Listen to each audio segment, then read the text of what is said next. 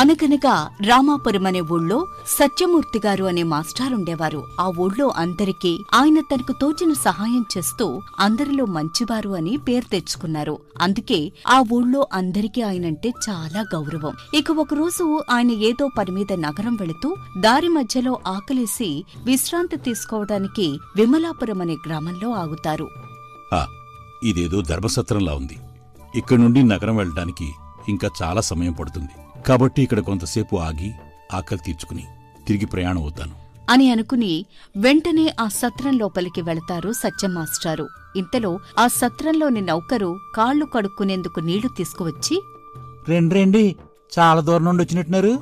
ఇదిగో ఈ నీళ్లతో కాళ్ళు కడుక్కోండి.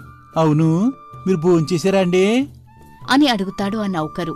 దాంతో అతని ఆదరణకు ముగ్ధుడైన సత్యం మాస్టారు ఒక చిరునవ్వు నవ్వుతూ, అవును, నాకు చాలా ఆకలిగా ఉంది. కొంచెం తినడానికి ఏమైనా ఉంటే పెడతావా?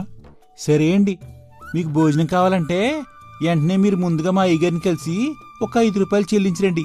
ఆయన అనుమతిస్తే నేను మీకు భోజనం వడ్డిస్తాను అంటూ ఆ నౌకరు ఆ ధర్మసత్రం అధికారి ఉండే గదిని చూపిస్తాడు. ఆ మాటలు వినగానే సత్యం మాస్టారు గారికి ఏమీ అర్థం కాదు.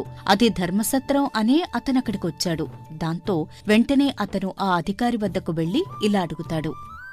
అదేంటి, భోజనం ఖరీదు 5 రూపాయలా? కాని బయట ఇది ధర్మసత్రం అని రాసుందే. మరి నేను ఎందుకు మీకు డబ్బులు చెల్లించాలి అని అడుగుతాడు సత్యం మాస్టారు. దాంతో ఆ అధికారి ఒక నవ్వు నవ్వుతూ, అయ్యో, మీరు పొరబడినట్టున్నారు. అది మీరు తినే భోజనం ఖరీదు కాదు. ఈ ఊళ్ళో త్వరలో ఒక శివాలయం కట్టించబోతున్నాం. అందుకోసం ఈ విధంగా డబ్బు వసూలు చేయమని సత్రం ధర్మకర్త గారైన జమీందారు గారు ఆదేశం ఇచ్చారు. అందుకే మీరు 5 రూపాయలు చెల్లించి భోజనం చేయండి అని చెప్పడంతో సత్యం మాస్టారు కొంచెంసేపు ఆలోచించి ఇలా అంటారు. మీరు నన్ను క్షమించాలి. నేను ఒక పేద ఉపాధ్యాయుణ్ణి. విద్యార్థులకు సంబంధించిన ఒక పని మీద నడుచుకుంటూ నగరానికి బయలుదేరాను. ఇది ధర్మసత్రమని భావించి నేను లోపలికొచ్చాను. ఇక మీకు చెల్లించడానికి నా దగ్గర డబ్బులేవీ లేవు. కాబట్టి ఇక నేనొస్తాను అని సత్యం మాస్టారు అక్కడ భోజనం చేసే ఆలోచన వాయిదా వేసుకుని ఊళ్ళోకి బయలుదేరతారు.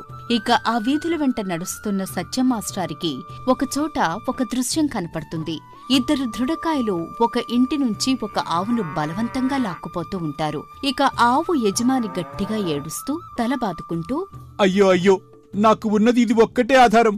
మీరు నా ఆవును తీసుకువెళ్లి నా జీవనాధారాన్ని పాడు చేయవద్దు. నా వద్ద మీకు ఇవ్వడానికి 5,000 లేవు.